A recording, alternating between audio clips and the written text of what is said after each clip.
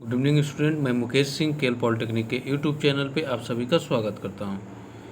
ये जो लेक्चर है लेक्चर नंबर सेकंड है कंप्यूटर साइंस सेकंड सेमेस्टर के बच्चों के लिए और इलेक्ट्रिकल इंजीनियरिंग के सेकंड सेमेस्टर के बच्चों के लिए, जहाँ पे हमने पहले इंट्रोडक्शन पढ़ा था। उसके बाद हम लोगों ने इसमें बेसिक एटॉमिक स्ट्रक्चर की बेसिक स्थितियों के बारे में, इसके बेसिक नॉलेज के बारे में हमने पढ़ा था कि नाभिक होता है, मतलब कोई भी पदार्थ जो होते हैं, सबसे छोटा कण क्या होता है, उसमें एटम होते हैं। और एटम में एटम किन से मिल के बना होता है? इलेक्ट्रॉन, प्रोटॉन और न्यूट्रॉन से। और नाभिक में प्रोटॉन और न्यूट्रॉन रहते हैं और इलेक्ट्रॉन्स कक्षाओं में क्या चक्कर लगाता रहता है। अब इसके बाद एक चीज़ और हमें पढ़ना था। जैसे हम लोग पिछली बार हमने बताया था आपसे कि क्या होता है कि जो सबसे आउटर मोस्ट सेल होता है, मतलब जो सबसे बाहरी कक्षा होते हैं, उसमें जो इलेक्ट्रॉन्स होते हैं वही रासायनिक क्रियाओं में पार्टिसिपेट करते हैं। रासायनिक क्रियाओं में पार्टिसिपेट करना मतलब क्या हुआ?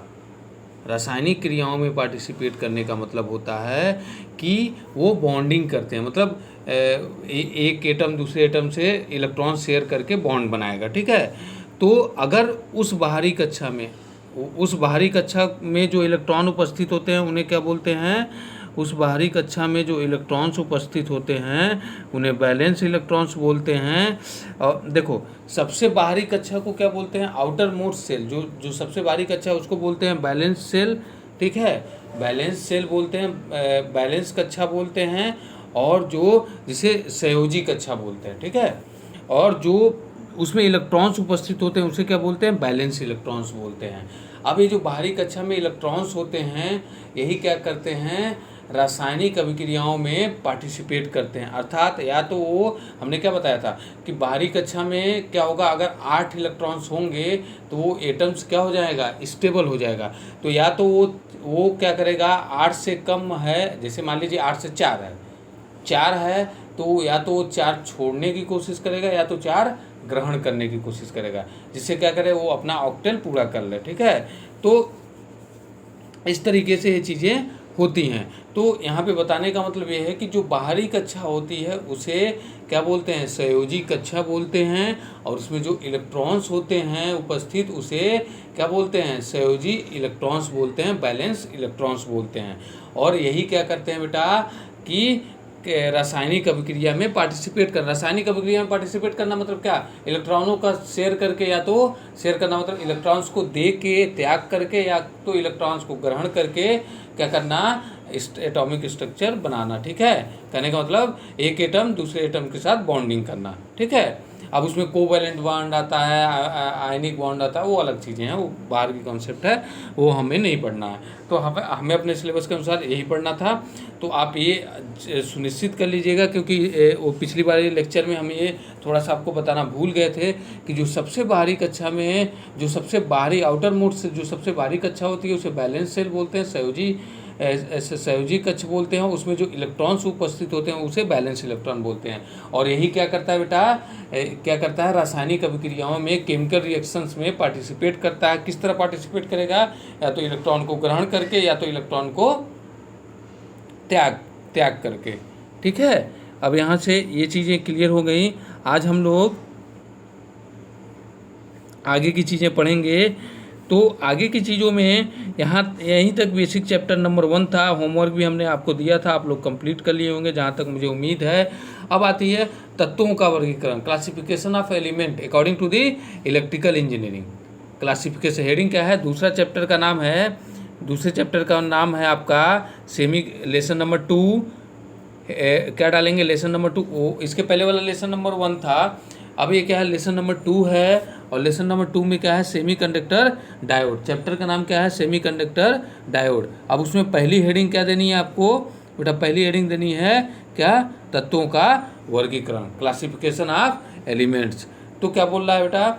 वैद्युत चालकता, वैद्युत, ये पूरा हेडिंग डाल के प्रॉपर वे से ये हेडिंग डालिएगा। उसके बाद हम लिखेंगे वैद्युत चालकता के आधार पर तत्वों को निम्न भागों में बांटा गया है कि इलेक्ट्रिकल कंडक्शन, ठीक है। तो क्या बोल रहा है कि वैद्युत चालकता के according to the electric conduction क्या कि elements are classified in following parts. ठीक है, तो क्या वैद्युत चालकता के आधार पर तत्वों को निम्न भागों में बांटा गया है। पहले को क्या बोलते हैं बेटा, चालक। दूसरे को क्या बोलते हैं, कुचालक। तीसरे को क्या बोलते हैं, अर्धचालक। अब बारी आती है किसकी, अब हेडिंग देंगे क्या, चालक। चालक किसे कहते हैं, तो अब चालक किसे कहते हैं, तो चालक वे पदार्थ होते हैं जिनमें मुक्त इलेक्ट्रॉनों की संख्या क्या होती है, अधिक होती है। अर्थात मुक्त इलेक्ट्रॉनों की संख्या, देखो धारा के निर्माण में मुक्त इलेक्ट्रॉन्स ही रिस्पॉन्सिबल होते हैं, जिम्मेदार। मतलब धारा फ्लो कैसे करता है, जब मुक्त इलेक्ट्रॉन्स फ्लो करते हैं। ठीक है, वही बोल रहा है कि चालक वे पदार्थ होते हैं कि जो चालक हैं वो कैसे पदार्थ हैं, जिनमें मुक्त इलेक्ट्रॉनों की संख्या बहुत अधिक होती है। अर्थात मुक्त इलेक्ट्रॉनों की संख्या अधिक होना मतलब उसमें अधिक धारा फ्लो करेगी, अर्थात जिसका प्रतिरोध बहुत कम होता है, जिसका प्रतिरोध बहुत कम होता है, उसे क्या कहते हैं, चालक कहते हैं। क्योंकि देखिए बेटा, आप जानते हैं क्या, हम लोग जानते हैं कि मुक्त इलेक्ट्रॉन मतलब धारा अधिक फ्लो करना, और धारा अधिक फ्लो करना मतलब V बराबर IR, ओम्स लॉ के अनुसार। ठीक है, अगर धारा अधिक है, यहाँ मान लेते हैं I बराबर V/R। ठीक है, धारा का मान अधिक है क्योंकि मुक्त इलेक्ट्रॉनों की संख्या अधिक है, अर्थात रेजिस्टेंस प्रतिरोध का मान क्या हो जाएगा बेटा, कम हो जाएगा। इसी फार्मूले से इसको एक्सप्लेन किया गया है। एग्जाम्पल के तौर पे क्या क्या दिया गया है, एग्जाम्पल के तौर पे ये सारा अच्छे से प्रॉपर वे से हेडिंग बना के लिखे। उदाहरण के तौर पे सोना, चांदी, एल्युमिनियम, तांबा, आयरन, ये सब क्या हैं, लेड। ठीक है, टीन, लेड, ये सब क्या हैं, ठीक है, ये सब क्या है बेटा, कंडक्टर की श्रेणी में आते हैं। ठीक है, तो ये लिख लीजिएगा। अब इसके बाद दूसरा क्या है बेटा, कुचालक किसे बोलते हैं। तो कुचालक किसे बोलेंगे बेटा, कि क्या हो जाएगा कि वे पदार्थ, अब हेडिंग दूसरा क्या है, कुचालक डालेंगे, जिसको इंग्लिश में बोलते हैं इंसुलेटर। तो वे पदार्थ जिनमें मुक्त इलेक्ट्रॉनों की संख्या क्या होती है बेटा, न के बराबर होती है, अर्थात एकदम कम या नहीं होती है। ठीक है, न के बराबर, और उसका प्रतिरोध क्या होगा, जब मुक्त इलेक्ट्रॉनों की संख्या क्या होगी, कम होगी, तो धारा का मान कम होगा। धारा का मान कम होगा तो क्या हो जाएगा, प्रतिरोध का मान बढ़ जाएगा, क्योंकि I बराबर क्या होगा, V/R। अर्थात धारा का मान कम हुआ तो प्रतिरोध का मान क्या हो जाएगा, क्या हो जाएगा, अधिक हो जाएगा, क्योंकि I inversely proportional to the, क्या जी, I जो होता है व्युत्क्रमानुपाती होता है किसके, प्रतिरोध के। ठीक है, तो अब इसमें एग्जाम्पल क्या आ गया बेटा, लकड़ी हो गया, प्लास्टिक हो गया, हीरा हो गया आदि। ठीक है, अब तीसरी बात क्या आती है, अर्धचालक किसे बोलते हैं। यही मेन इंपॉर्टेंट है, क्योंकि पूरे आपके इलेक्ट्रॉनिक्स में इसी को पढ़ा जाता है। तो क्या है बेटा,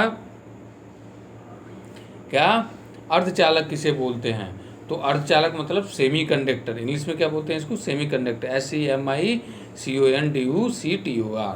ठीक है, तो ये पदार्थ जिनकी क्या होती है बेटा क्या होता है, वे पदार्थ जिनका ये कट है, वे पदार्थ जिनका चालकता कुचालक से अधिक, अर्थात इंसुलेटर से अधिक, और चालक से कम, अर्थात बोल सकते हैं कि ऐसे पदार्थ जिनकी चालकता किससे बेटा, किससे अधिक, कुचालक से अधिक और चालक से कम होती है, उसे क्या बोलते हैं, उसे क्या बोलते हैं, सेमीकंडक्टर बोलते हैं।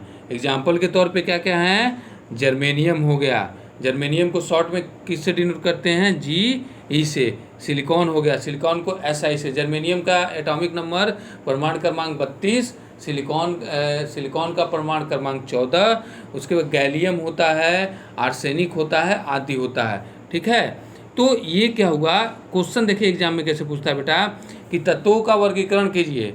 तत्वों का वर्गीकरण करेंगे तो ये तो सिंपल आधार पे हो गया, एकदम सिंपल परिभाषा हो गई। लेकिन अगर पूछ दे, एक क्वेश्चन एग्जाम में और आता है, तो यहाँ से आपको चालक, कुचालक और अर्धचालक समझ में आ गया। ठीक है, अब एक क्वेश्चन और आता है बेटा, क्या आता है कि एक क्वेश्चन और जो एग्जाम में बहुत ज़्यादा पूछा जाता है, क्या है, चालक, कुचालक और अर्धचालक को किसके ऊर्जा स्तर के आधार पर क्या कीजिए, क्या कीजिए, विभेद कीजिए या बताइए। चालक, कुचालक और अर्धचालक को ऊर्जा स्तर के आधार पर परिभाषित कीजिए। ठीक है, अब ऊर्जा स्तर क्या होता है बेटा, हमने क्या बताया था, लो एनर्जी लेवल। जब एटॉमिक स्ट्रक्चर बता रहा था तो क्या होता है, जो न्यूक्लियस मतलब नाभिक के पास वाला जो इलेक्ट्रॉन्स होता है उसमें क्या होता है बेटा, उसमें क्या होती है, ऊर्जा स्तर क्या होती है, मतलब उसमें एनर्जी क्या होती है, कम होती है। और जो सबसे बाहरी कक्षा वाला इलेक्ट्रॉन्स होता है उसमें क्या होती है, एनर्जी अधिक होती है।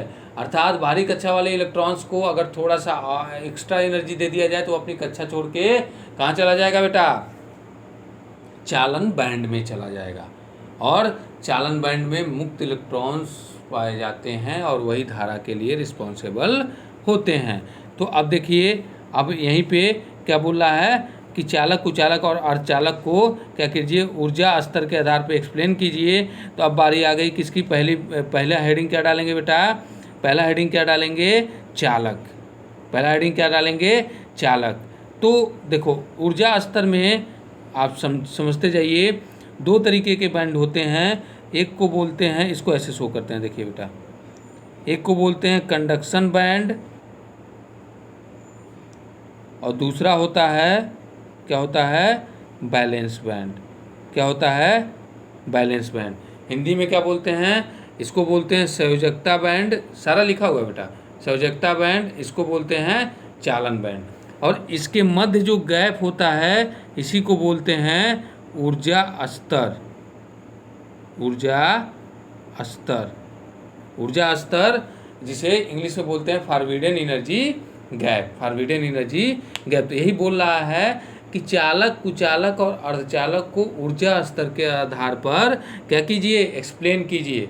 अब जो देखिए, जो संयोजकता बैलेंस बैंड होता है इसमें क्या होती है, क्या होता है बेटा, निम्न ऊर्जा स्तर होता है। और जो चालन बैंड में इलेक्ट्रॉन्स होते हैं, कंडक्शन बैंड में, वो क्या होते हैं, इसको बोलते हैं, देखो बैलेंस, ये जो एनर्जी लेवल है इसको निम्न ऊर्जा स्तर बोलते हैं। और ये जो है इसको उच्च ऊर्जा स्तर बोलते हैं। अर्थात चालन बैंड में बैंड क्या होता है, वो क्या होता है, उच्च ऊर्जा स्तर होता है। और क्या हो गया, और संयोजकता बैंड में क्या हो गया, क्या हो गया बेटा, ये निम्न ऊर्जा स्तर होता है। अर्थात चालन बैंड में थोड़ी सी एनर्जी जाएगी, क्या हो गया, इलेक्ट्रॉन्स फ्री हो जाएंगे। ठीक है, और वो चालन करने लगेंगे। मतलब इसमें बैलेंस बैंड में एनर्जी देंगे। देखो बाहरी कक्षा थी, बाहरी कक्षा में जो इलेक्ट्रॉन्स होते हैं उसे क्या बोलते हैं, बैलेंस इलेक्ट्रॉन बोलते हैं। अब उसे थोड़ी सी एनर्जी देंगे तो वो कहाँ चला जाएगा, कंडक्शन बैंड में चला जाएगा।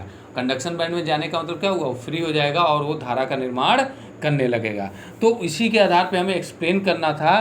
तो अब देखिए क्या करेंगे बेटा, ऐसे ही डायग्राम बनाएंगे और इसको शो करेंगे। देखिए यहाँ पे थोड़ा सा इसने बच्चे ने, ये क्या हो गया, चालन बैंड हो गया, इसको क्या लिख लोगे, उच्च ऊर्जा स्तर। ठीक है, ये आप थोड़ा सा बना लीजिएगा, बैलेंस बैंड, कंडक्शन बैंड, ये उच्च ऊर्जा स्तर या निम्न ऊर्जा स्तर। अब क्या होगा कि क्या होता है बेटा, मुक्त इलेक्ट्रॉनों की संख्या क्या होती है, अभी हमने परिभाषा क्या पढ़ा कि चालक में मुक्त इलेक्ट्रॉनों की संख्या क्या होती है, बहुत अधिक होती है। तो मुक्त इलेक्ट्रॉनों की संख्या अधिक कैसे होगी, जब क्या करेंगे, इसका मतलब क्या हुआ कि बैलेंस बैंड और कंडक्शन बैंड, इसका मतलब क्या हुआ कि ये जो बैलेंस बैंड है और ये जो कंडक्शन बैंड है, अर्थात जो संयोजकता बैंड है और चालन बैंड है, इनके मध्य का गैप क्या होगा बेटा, कुछ नहीं होगा। क्या होगा, ओवरलैप होगा। ओवरलैप मतलब एक दूसरे से एकदम चिपके हुए और इसमें कोई गैप नहीं होगा।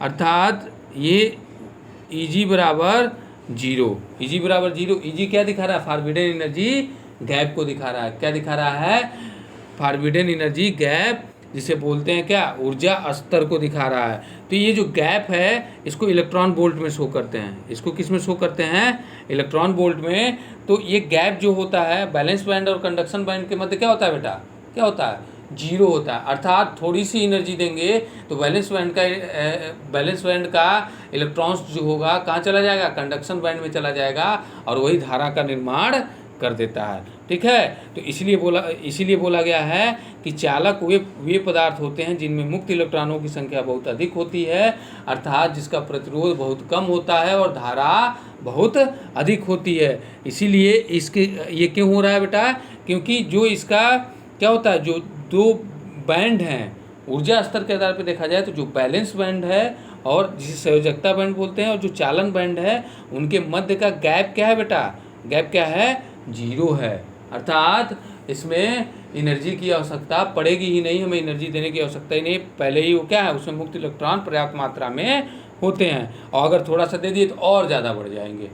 ठीक है, तो ये हो गया किसके बारे में बेटा, चालक के बारे में। अब किसके बारे में पढ़ेंगे, कुचालक के बारे में। अब किसके बारे में, कुचालक के बारे में। ये देखिए थोड़ा सा ये आ गया है, तो आप लोग अच्छे से हेडिंग डाल लीजिएगा, क्या, कुचालक। कुचालक को क्या बोलते हैं, इंसुलेटर। उधर इंग्लिश में लिखा हुआ है INSULTOR, इंसुलेटर। ठीक है, अब क्या बोल रहा है, कुचालक वे पदार्थ होते हैं जिसमें क्या होगा बेटा, संयोजकता बैंड। कुचालक वे पदार्थ होते हैं जिसमें संयोजकता बैंड और चालन बैंड के मध्य ऊर्जा अंतराल मतलब क्या, फॉरबिडन एनर्जी गैप की चौड़ाई क्या होती है, अधिक होती है, जिसके कारण संयोजकता बैंड, जिसके कारण क्या होता है, बैलेंस बैंड का इलेक्ट्रॉन चालन बैंड में नहीं पहुंच पाता। ठीक है, और यह प्रक्रिया कुचालक गुण प्रकट करती है। ठीक है, तो क्या होता है कि क्या बोल रहा है कि इसमें जो क्या होता है बेटा, क्या होता है, चालन बैंड संयोजकता बैंड, बैलेंस बैंड और चालन बैंड के मध्य उसमें क्या था, जो एनर्जी गैप थी, ऊर्जा स्तर अंतराल कितना था, 0 था। इसमें क्या होती है, अधिक होती है। कितनी होती है, कितनी होती है बेटा, लगभग 5 इलेक्ट्रॉन वोल्ट। कितनी होती है, लगभग 5 इलेक्ट्रॉन वोल्ट। ठीक है, तो अब इसी को डायग्राम में दिखाया गया है। क्या दिखाया गया, देखिए क्या दिखाया गया आपको, देखो क्या है, ये संयोजकता बैंड, ये चालन बैंड, इसके मध्य का जो गैप है इजी से शो करते हैं, और ये क्या होता है, लगभग क्या होता है, 5 इलेक्ट्रॉन वोल्ट होता है। मैंने आपको पहले ही बता दिया था कि ऊर्जा स्तर अंतराल को किसमें, इलेक्ट्रॉन वोल्ट में, वोल्ट इसकी यूनिट होती है। तो क्या हो गया बेटा कि इन दोनों के मध्य जो गैप है क्या होता है, इतनी अधिक होती है कि इसको अगर एनर्जी दे भी रहे हैं बैलेंस बैंड के इलेक्ट्रॉन को, तो वो कंडक्शन बैंड में नहीं पहुंच पाता, क्योंकि गैप बहुत अधिक होती है। कितनी होती है, 5 इलेक्ट्रॉन वोल्ट होती है। ठीक है, यहाँ से इसकी परिभाषा ये अच्छे से लिख लीजिएगा कि कुचालक वे पदार्थ होते हैं जिनमें बैलेंस बैंड और कंडक्शन बैंड के मध्य ऊर्जा गैप जो होता है बहुत अधिक होता है, जिसके कारण बैलेंस बैंड का इलेक्ट्रॉन कंडक्शन बैंड में नहीं पहुंच पाता। ठीक है, पहुंच पाता, और ये जो गैप होता है, ऊर्जा अंतराल गैप कितना होता है, 5 इलेक्ट्रॉन वोल्ट होता है। ठीक है, अब बारी आ गई किसका बेटा, एग्जाम्पल उधर लिख ही लिया आप लोगों ने। अब अर्धचालक। अब अर्धचालक क्या होते हैं, कि अर्धचालक क्या होते हैं बेटा, अर्धचालक वे पदार्थ होते हैं जिसमें सामान्य ताप पर संयोजकता बैंड के इलेक्ट्रॉन चालन बैंड में नहीं पहुंच पाते। सामान्य ताप मतलब नॉर्मल रूम टेम्परेचर पे। ठीक है, अतः जर्मेनियम और सिलिकॉन एक अच्छे चालक नहीं होते हैं। उचित ताप मिलने पर क्या होगा, बैलेंस बैंड का इलेक्ट्रॉन क्या होता है, चालन बैंड में आसानी से चले जाते हैं और ये अच्छे चालक की भांति व्यवहार करने लगते हैं। सामान्य ताप मतलब क्या होता है, 300, देखो ये 3000 केल्विन लिख दिया बेटा। देखो यहाँ 2 चीज़ें गलत लिखा है बेटा इसने, ये 3000 केल्विन लिखा है।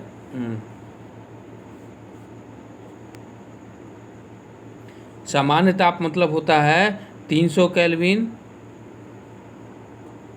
इसको क्या लिखेंगे, 27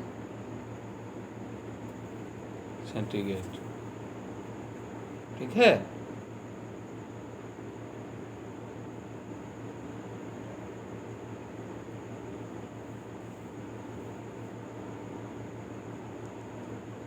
तो यहाँ से ये चीज़ क्लियर हुआ। ठीक है, अब देखो, अब क्या बोला गया था कि इसमें क्या होता है एक्चुअल में, कि सामान्य ताप पर बैलेंस क्या बोल रहा है कि सामान्य ताप पर तो ये कुचालक की भांति व्यवहार करता है। सामान्य ताप पर ये क्या पहुंच पाते हैं और जर्मेनियम सिलिकॉन एक अच्छे चालक नहीं हो पाते हैं। मतलब एकदम प्योर कुचालक नहीं होता है, लेकिन एक अच्छे मतलब धारा का निर्माण होगा, लेकिन वो क्वालिटी नहीं होती, अच्छी नहीं होती है। ठीक है, अच्छा नहीं होता। वही बोल रहा है कि अतः जर्मेनियम और सिलिकॉन एक अच्छे चालक नहीं होते हैं। उचित ताप मिलने पे क्या होता है, बैलेंस बैंड का इलेक्ट्रॉन संयोजकता बैंड में चला जाता है और क्या हो जाता है, ये अच्छे चालक की भांति व्यवहार करने लगता है। तो इसका मतलब क्या हुआ बेटा कि इसके बैलेंस बैंड और कंडक्शन बैंड के मध्य जो एनर्जी गैप है वो क्या होती है, लगभग 1 इलेक्ट्रॉन वोल्ट होती है। कहीं कहीं बुकों में आपको दिया होगा 3 इलेक्ट्रॉन वोल्ट से कम। तो कोई दिक्कत नहीं, मतलब प्रॉपर वे से यही माना जाता है। अच्छी बुकों में 1 इलेक्ट्रॉन वोल्ट ही दिया जाता है। तो जो गैप है एनर्जी गैप वो क्या होगा बेटा, 1 इलेक्ट्रॉन वोल्ट का होता है। अर्थात इसको अगर थोड़ा सा ताप दिया जाए, थोड़ा सा टेम्परेचर दिया जाए तो क्या होगा, इसके बैलेंस बैंड का इलेक्ट्रॉन कंडक्शन बैंड में चला जाता है और ये एक अच्छे चालक की भांति व्यवहार करने लगता है। तो यहाँ पे हमने 2 क्वेश्चन पढ़ा बेटा, यहाँ पे हम लोगों ने 2 क्वेश्चन पढ़ा है। देखिए क्वेश्चन एग्जाम में ऐसे पूछता है कि या तो ऐसे पूछेगा चालक कुचालक अर्धचालक को क्या कीजिए, परिभाषित कीजिए। तो नॉर्मल डिफिनेशन वही लिख देना है कि इसमें इलेक्ट्रॉनों की संख्या होती। अगर क्वेश्चन ऐसे पूछता है कि चालक कुचालक और अर्धचालक को ऊर्जा स्तर मतलब फॉरवर्डेड एनर्जी गैप के आधार पर परिभाषित कीजिए, तो ये प्रॉपर वे से आपको डायग्राम बना के इसको परिभाषित करना पड़ेगा। तो तीनों का डायग्राम बना लीजिएगा, ठीक है, तीनों का परिभाषा अच्छे से लिख लीजिएगा। पीडीएफ में ऑलरेडी ग्रुप में भेज चुका हूँ सबके, और अच्छे से इसका नोट्स तैयार कीजिए। कल जो है हम लोग आगे इसके पढ़ेंगे कि देखो इसमें क्या है, इलेक्ट्रॉनिक्स में अर्धचालक ही मेन है बेटा, सब कुछ अर्धचालक पर डिपेंड है। तो अब अर्धचालक के बारे में हम लोग एक्सप्लेन करेंगे कि आगे अर्धचालक कितने प्रकार के होते हैं। तो आगे जब हम पढ़ेंगे कि अर्धचालक 2 प्रकार के होते हैं, निज अर्धचालक एंड वाह्य अर्धचालक। निज अर्धचालक किसे बोलते हैं, वाह्य अर्धचालक किसे बोलते हैं, डोपिंग क्या होती है, ठीक है, ये सारी चीज़ें हम लोग आगे पढ़ेंगे। तो इतना आप लोग पहले नोट्स अच्छे से तैयार रखिए, अच्छे से पढ़िए और सारी चीज़ें एकदम क्लियर होनी चाहिए। जो भी परिभाषा है अच्छे से प्रॉपर वे से लिखाई गई हैं, डायग्राम अच्छे से है, ये सारी चीज़ें क्लियर कर लीजिएगा। एक चीज़ और हमने आपसे बोला था बेटा कि हम एक बेसिक डिफरेंस मतलब एक डिफिनेशन बताएंगे इलेक्ट्रिकल इंजीनियरिंग इलेक्ट्रॉनिक्स इंजीनियरिंग का, जो कि कल के वीडियो में हम पहले वो प्रोवाइड कर देंगे, फिर आगे हम लोग बढ़ेंगे। ठीक है, अब यहाँ पे हम लोग को आगे पढ़ना है अर्धचालक के प्रकार। तो हमने बताया कि अर्धचालक 2 प्रकार के होते हैं, निज अर्धचालक एंड वाह्य अर्धचालक, intrinsic semiconductor and extrinsic semiconductor.